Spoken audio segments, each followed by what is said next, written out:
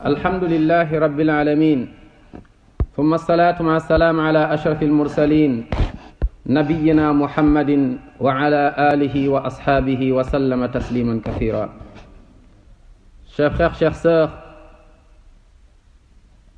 toujours dans cette continuité autour du bon comportement que nous a enseigné Allah Jalla wa Ala, que nous a enseigné notre religion, que nous a enseigné encore notre prophète sallallahu alayhi wa sallam. Allah subhanahu wa ta'ala nous recommande, c'est une obligation, il dit wal takun minkum umma yad'una ila al khayr, qu'il y ait parmi vous, Allah nous dit d'être parmi ces gens qui, ceux, nous dit Allah, qui font que du bien. Yad'una ila al khayr, qui appellent, ceux qui appellent vers le bien, vers la paix, vers la sérénité, vers la miséricorde, vers la tolérance. Wal takun minkum umma, c'est un verset dans le Coran. Allez dans sourate Ali Imran. C'est une obligation. Si tu te dis croyant musulman, tu ne dois faire que du bien. Tu dois rejeter tout mal. Wal takum minkum umma yad'una ila al khayr. C'est ce qu'avait dit Allah également dans souratul Hajj. À la fin de cette sourate, la dernière page, il dit: ô vous qui avez porté la foi, vous les croyants, faites le ruku', le sujoud, faites la prière. Il dit: faites que du bien. Si vous voulez réussir, faites que du bien.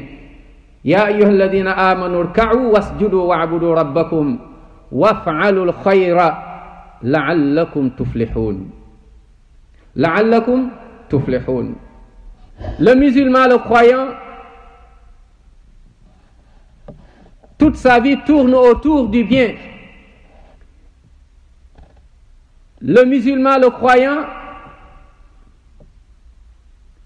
doit vivre, comme dit le prophète sallallahu alayhi wa sallam, avec le bon comportement, avec l'éthique, les valeurs, et doit rejeter tout ce qui n'est pas compatible aux valeurs, aux vertus, à l'éthique, au bon comportement. Doit rejeter toute haine, doit rejeter toute méchanceté. Notre prophète alayhi salatu wassalam, combien il y a de versets, quand il les récite, ou même dans sa vie, tellement miséricordieux, même les animaux, subhanallah, venez vers lui, sachant que c'est lui sallallahu alayhi wa sallam qui a été envoyé pour parfaire le bon comportement. Innama bu'ithtu li utammima makarim al-akhlaq. Allah m'a envoyé pour parfaire les bons comportements. Un jour, sallallahu alayhi wa sallam, il a vu un oiseau dans une situation difficile parce qu'il a perdu ses enfants. Certains l'ont pris. Et il a demandé: qui a fait souffrir, qui a pris les enfants de cet oiseau? Des gens ont dit: c'est nous. Il dit: rendez-lui ses enfants. Allah n'aime pas l'injustice, subhanahu wa ta'ala. Même les oiseaux, même les animaux. Une fois, il a dit à un des Ansar, qui a tellement chargé, qui a tellement fatigué sa monture, un chameau, qui s'est plaint au prophète sallallahu alayhi wa sallam. Le prophète sallallahu alayhi wa sallam a demandé, son propriétaire qui est venu, il dit: crains Allah, ittaqillah, crains Allah. Allah t'a confié cet animal, c'est pour que tu sois bon envers lui. Tu ne dois pas le laisser affamer. Tu ne dois pas l'imposer ce qu'il ne supporte pas. Si c'est des animaux, envers les animaux, sallallahu alayhi wa sallam, il intervient. Que dire, ayyul ikhwa? Que dire, ayyul ikhwa? Aujourd'hui, on voit ce qui se passe. On voit le monde aujourd'hui. Tu sors, ta peur. Tu rentres, ta peur. Avec tout ce qui se passe actuellement, avec cette pandémie, tout le monde essaye de trouver la meilleure solution pour mieux vivre. Et on voit encore des actes qui salissent, des actes encore qui sortent de ces valeurs citées tout à l'heure. Naam ayyul ikhwa, on a vu récemment ce qui s'est passé à Nice. Il y en avait déjà, et là encore, on revoit ces actes. Chers frères, chères sœurs, nous tous, tout croyant, tout musulman, tout être humain doit manifester son soutien, doit encore combattre cette ignorance, mais doit tout faire pour qu'il y ait de la sérénité. On ne peut réussir que dans la paix. On ne peut vivre que dans la paix. Pas de la haine. Naam ayyul ikhwa. On en profite. En tant qu'imam, je l'ai déjà dit, je l'ai toujours dit, je le dis encore et je le dirai sans cesse. Je réitère encore avec force, je le réitère avec force,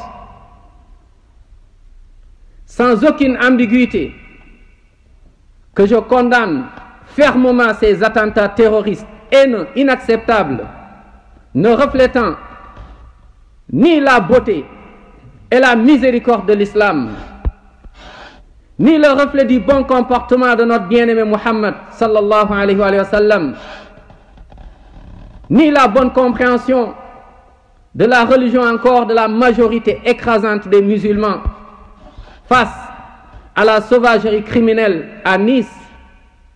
Nous dénonçons tous cette barbarie atroce et cet attentat odieux qui a encore tué et blessé des innocents.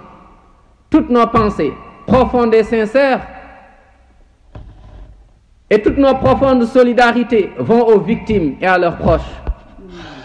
Nous réitérons, chers frères, chères sœurs, notre rejet catégorique de tels actes extrémistes qui sont contraires à toutes les religions, toutes les croyances et tout simplement tout bon sens.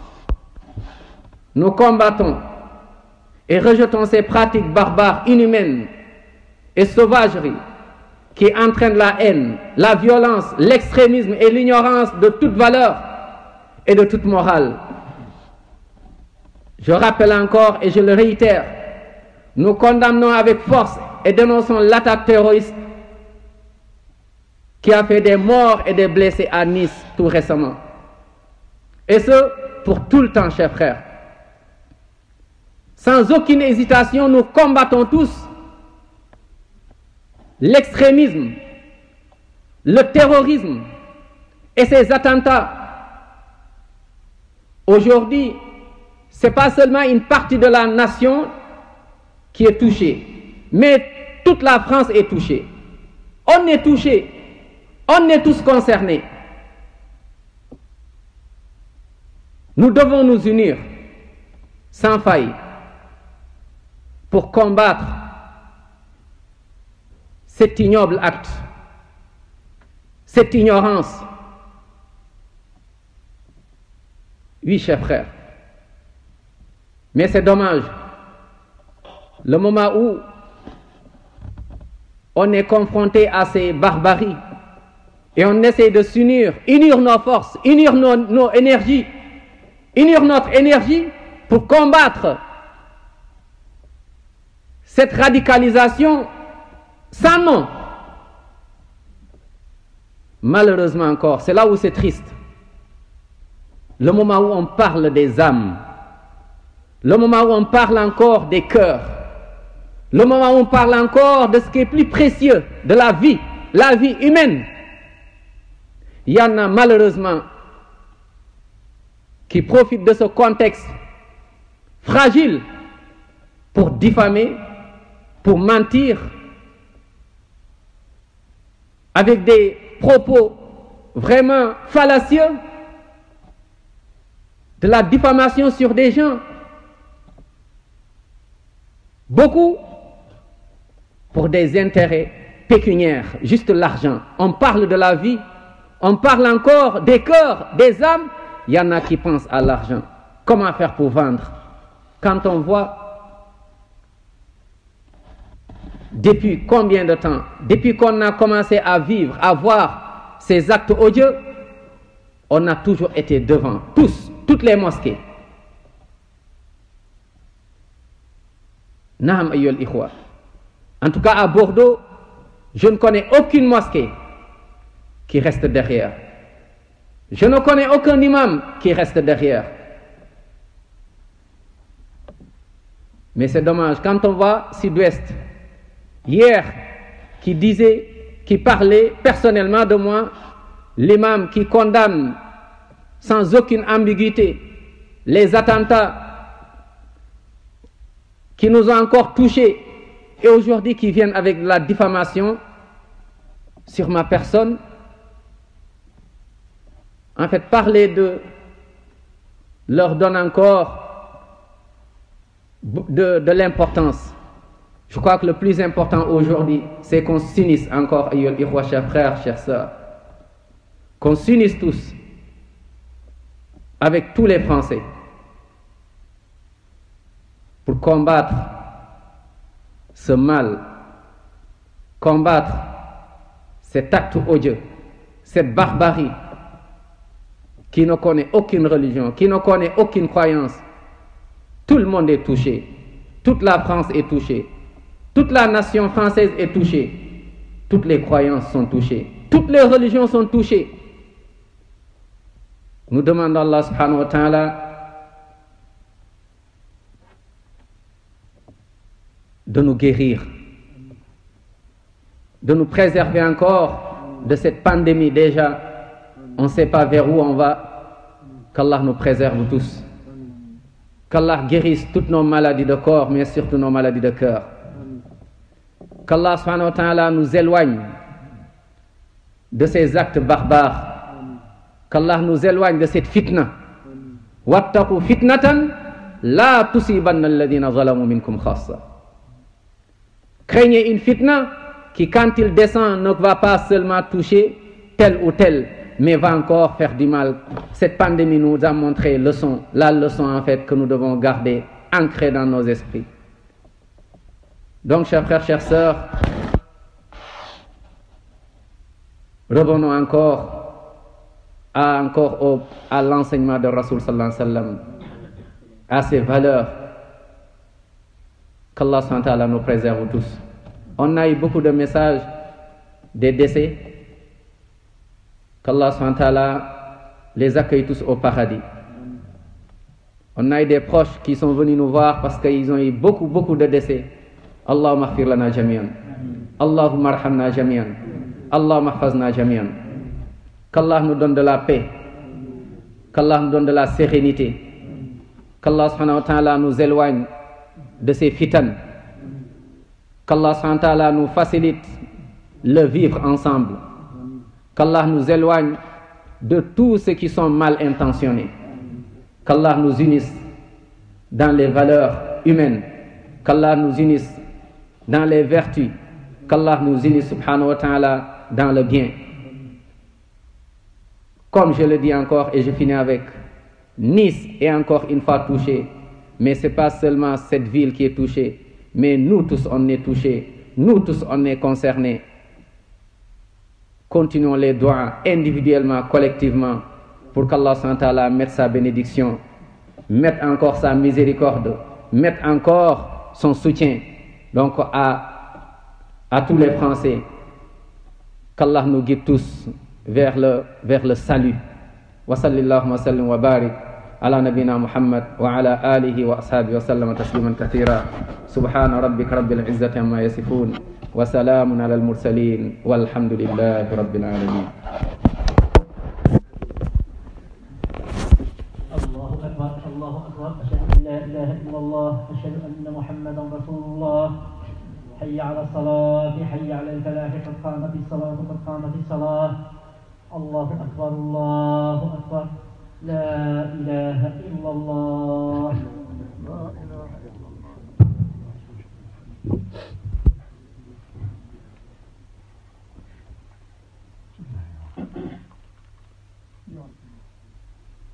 الله أكبر.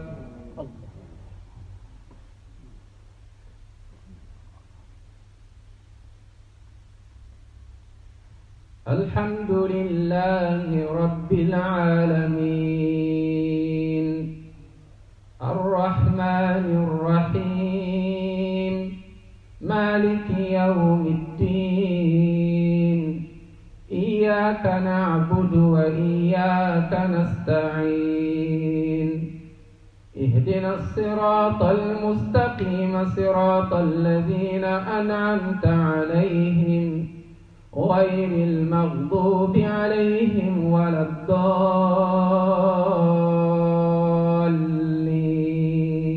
آمين.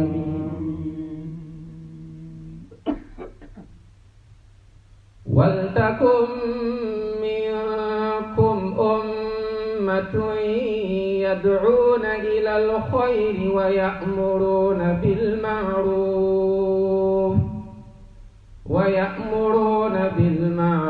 وينهون عن المنكر وأولئك هم المفلحون. ولا تكونوا كالذين تفرقوا واختلفوا من بعد ما جاءهم البينات وأولئك لهم عذاب عظيم. الله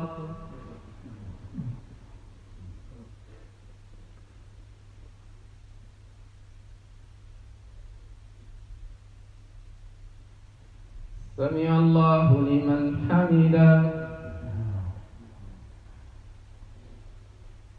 الله أكبر.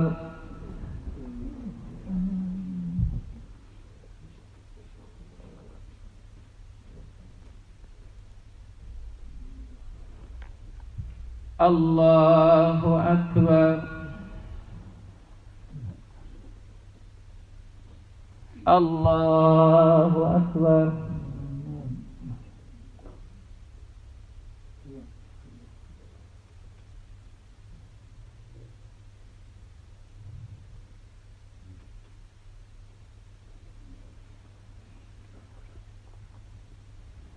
الله أكبر. الحمد لله رب العالمين الرحمن الرحيم مالك يوم الدين إياك نعبد وإياك نستعين اهدنا الصراط المستقيم صراط الذين أنعمت عليهم غير المغضوب عليهم ولا الضالين آمين. والعصر إن الإنسان لفي خسر إلا الذين آمنوا وعملوا الصالحات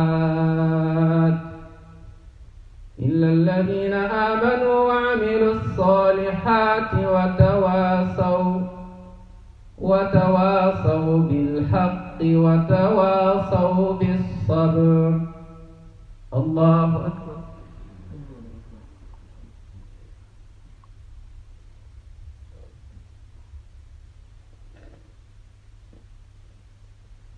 سمع الله لمن حمده الله أكبر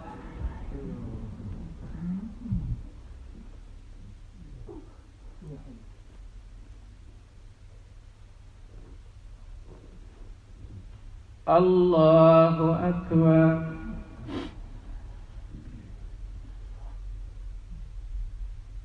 الله أكبر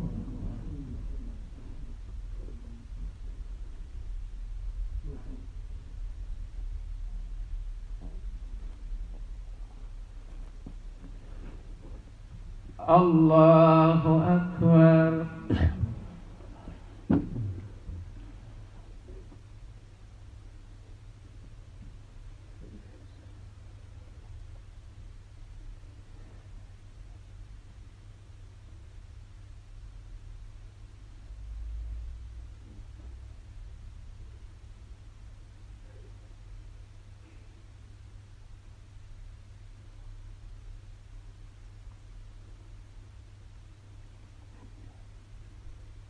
السلام عليكم ورحمة الله. السلام عليكم ورحمة الله.